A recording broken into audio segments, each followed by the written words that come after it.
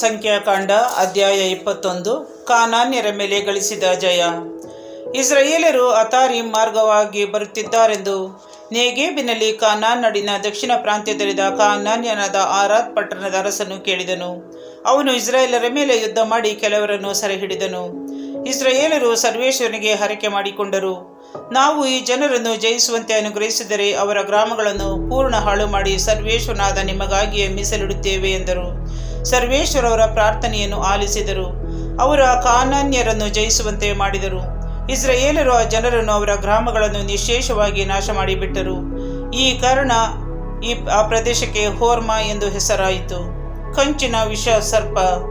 ಇಸ್ರಾಯೇಲರು ಹೋರ್ ಬೆಟ್ಟದಿಂದ ಹೊರಟು ಎದೋಮ್ಯರ ನಾಡನ್ನು ಸುತ್ತಿಕೊಂಡು ಹೋಗುವುದಕ್ಕೆ ಕೆಂಪು ಕಡಲಿನ ಮಾರ್ಗವಾಗಿ ಪ್ರಯಾಣ ಮಾಡಿದರು.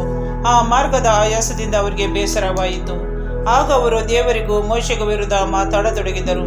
ನೀವು ನಮ್ಮನ್ನು ಈ ಮರಳುಗಾಡಿನಲ್ಲಿ ಕೊಲ್ಲಬೇಕೆಂದು ಈಜಿಪ್ಟ್ ದೇಶದಿಂದ ಕರೆದುಕೊಂಡು ಬಂದಿರೋ. ಇಲ್ಲಿ ಆಹಾರವಿಲ್ಲ, ನೀರೂ ಇಲ್ಲ. ಈ ನಿಸ್ಸಾರವಾದ ಆಹಾರವನ್ನು ತಿಂದು ತಿಂದು ನಮಗೆ ಬೇಸರವಾಗಿದೆ ಎಂದು ಹೇಳತೊಡಗಿದರು. ಅದಕ್ಕೆ ಸರ್ವೇಶ್ವರ ವಿಷ ಸರ್ಪಗಳನ್ನು ಅವರ ನಡುವೆ ಬರಮಾಡಿದರು. ಅವು ಆ ಜನರನ್ನು ಕಚ್ಚಿದವು. ಬಹು ಜನ ಸತ್ತು ಹೋದರು.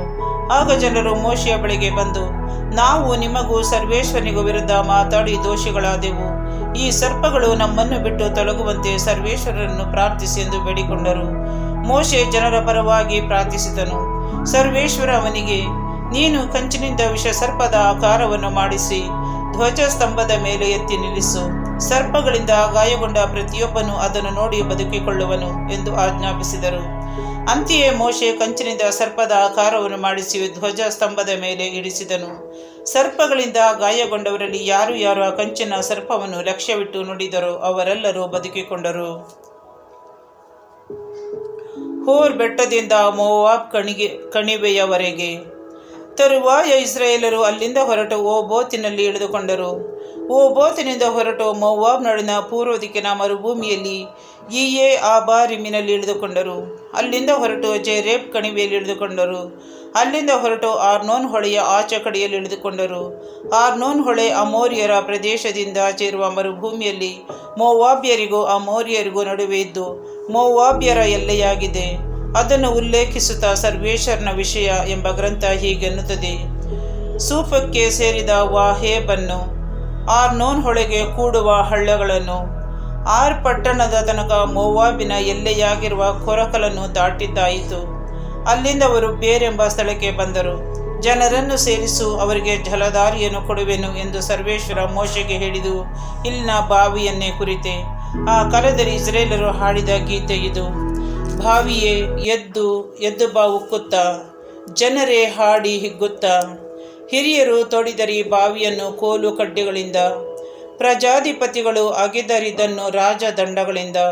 ಅವರು ಮರುಭೂಮಿಯನ್ನು ಬಿಟ್ಟು ಮತ್ತಾನಕ್ಕೂ, ಮತ್ತಾನದಿಂದ ನಹಲಿಯೇಲಿಗೂ, ನಹಲಿಯೇಲಿನಿಂದ ಬಾಮೋತಿಗೂ ಬಂದರು. ಬಾಮೋತಿನಿಂದ ಮೋವಾಬ್ಯರ ಬಯಲು ಪ್ರದೇಶದಲ್ಲಿರುವ ಕಣಿವೆಗೆ, ಅಂದರೆ ಪಿಸ್ಗಾ ಎಂಬ ಮಲೆನಾಡಿನ ಅಂಚಿಗೆ ಬಂದರು. ಕೆಳಗಿರುವ ಯೆಷಿಮೋಮ್ ಎಂಬ ಮರಳುಗಾಡು ಆ ಗುಡ್ಡದ ಮೇಲಿಂದ ಕಾಣಿಸುತ್ತದೆ. ಸೀಹೋನ್, ಓಗ್ ಇವರ ನಾಡುಗಳ ಸ್ವಾಧೀನ. ಇಸ್ರಾಯೇಲರು ಅಮೋರಿಯರ ಅರಸನಾದ ಸೀಹೋನನ ಬಳಿಗೆ ದೂತರನ್ನು ಕಳಿಸಿದರು. ನಿಮ್ಮ ನಾಡನ್ನು ದಾಟಿ ಹೋಗುವುದಕ್ಕೆ ನಮಗೆ ಅಪ್ಪಣೆಯಾಗಬೇಕು. ನಾವು ಹೊಲಗದ್ದೆಗಳ ಮೇಲಾಗಲಿ ದ್ರಾಕ್ಷಿ ತೋಟಗಳ ಮೂಲಕವಾಗಲಿ ಹಾದು ಹೋಗುವುದಿಲ್ಲ. ನಿಮ್ಮ ನಾಡನ್ನು ದಾಟುವವರೆಗೂ ರಾಜಮಾರ್ಗದಲ್ಲೇ ನಡೆದು ಹೋಗುತ್ತೇವೆ ಎಂದು ಹೇಳಿಸಿದನು. ಆದರೆ ಸೀಹೋನನು ತನ್ನ ನಾಡನ್ನು ದಾಟುವುದಕ್ಕೆ ಇಸ್ರಾಯೇಲರಿಗೆ ಅಪ್ಪಣೆ ಕೊಡಲಿಲ್ಲ. ಬದಲಿಗೆ ಅವರನ್ನು ಎದುರಿಸಲು ತನ್ನ ಜನರೆಲ್ಲರನ್ನು ಕೂಡಿಸಿಕೊಂಡು ಮರುಭೂಮಿಗೆ ಹೊರಟು ಯಹಚಕ್ಕೆ ಬಂದು ಅವರೊಡನೆ ಯುದ್ಧ ಮಾಡಿದನು. ಇಸ್ರಾಯೇಲರು ಅವನ ಜನರನ್ನು ಸೋಲಿಸಿದರು, ಕತ್ತಿಯಿಂದ ಸಂಹರಿಸಿದರು. ಆರ್ನೋನ್ ಹೊಳೆಯಿಂದ ಯಬ್ಬೋಕ್ ಹೊಳೆಯವರೆಗೂ ಮತ್ತು ಅಮ್ಮೋನಿಯರ ಎಲ್ಲಿಯವರೆಗೂ ಇದ್ದ ಸೀಹೋನನ ನಾಡನ್ನೆಲ್ಲ ಸ್ವಾಧೀನ ಮಾಡಿಕೊಂಡರು. ಅಮ್ಮೋರಿಯರ ಎಲ್ಲೆ ಒಂದು ದುರ್ಗವಾಗಿತ್ತು. ಇಸ್ರಾಯೇಲರು ಆ ಪಟ್ಟಣಗಳನ್ನೆಲ್ಲ ವಶ ಮಾಡಿಕೊಂಡರು. ಹೆಷ್ಬೋನಿನಲ್ಲೂ ಅದಕ್ಕೂ ಸೇರಿದ ಗ್ರಾಮಗಳಲ್ಲೂ ಅಮೋರಿಯರ ಬೇರೆ ಎಲ್ಲ ಊರುಗಳಲ್ಲೂ ವಾಸಿಸಿದರು. ಹೆಷ್ಬೋನ್ ಪಟ್ಟಣ ಅಮೋರಿಯರ ಅರಸನಾದ ಸೀಹೋನನ ರಾಜಧಾನಿ. ಅವನು ಮೋವಾಬ್ಯರ ಹಿಂದಿನ ಅರಸರ ಮೇಲೆ ಯುದ್ಧ ಮಾಡಿ ಆರ್ನೋನ್ ಹೊಳೆಯವರೆಗೂ ಅವರ ನಾಡನ್ನೆಲ್ಲ ಸ್ವಾಧೀನ ಮಾಡಿಕೊಂಡಿದ್ದನು. ಈ ವಿಷಯವಾಗಿಯೇ ಕವಿಗಳು ಹೀಗೆಂದು ಹಾಡಿದ್ದಾರೆ. ಹೆಷ್ಬೋನಿಗೆ ಬನ್ನಿ, ಕಟ್ಟಿ ಅದನ್ನು ಪುನಃ ಮತ್ತೆ ಸ್ಥಾಪನೆ ಆಗಲಿ ಸೀಹೋನನ ಪಟ್ಟಣ.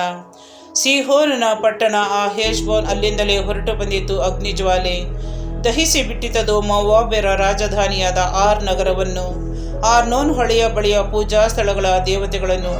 ಮೋವಾಬ್ಯರೇ, ನಿಮಗೆ ಧಿಕ್ಕಾರ. ಕೆಮೋಷಿನ ಭಕ್ತರೇ, ನಿಮಗೆ ಪರಿವಿನಾಶ.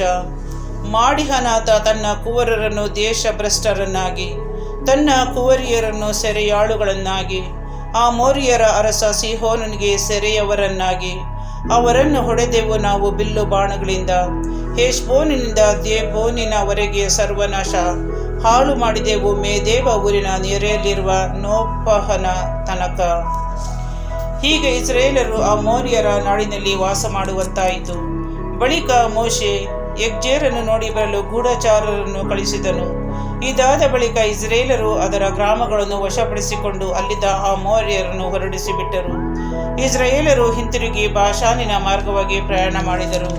ಬಾಷಾನಿನ ಅರಸ ಓಗನು ತನ್ನ ಜನರೆಲ್ಲರೊಡನೆ ಅವರಿಗೆ ವಿರುದ್ಧ ಯುದ್ಧ ಮಾಡಲು ಎದ್ದೇ ಊರಿಗೆ ಹೊರಟು ಬಂದನು. ಸರ್ವೇಶ್ವರ ಮೋಶೆಗೆ, ಅವನಿಗೆ ಭಯಪಡಬೇಡ, ಅವನನ್ನು ಅವನ ಸಮಸ್ತ ಪ್ರಜೆಯನ್ನು ನಾಡನ್ನು ನಿನ್ನ ಕೈವಶ ಮಾಡಿದ್ದೇನೆ. ನೀನು ಹೆಷ್ಬೋನಿನಲ್ಲಿ ಅಮೋರಿಯರ ಅರಸ ಸಿಹೋನನಿಗೆ ಮಾಡಿದಂತೆಯೇ ಇವನಿಗೂ ಮಾಡು ಎಂದು ಹೇಳಿದರು.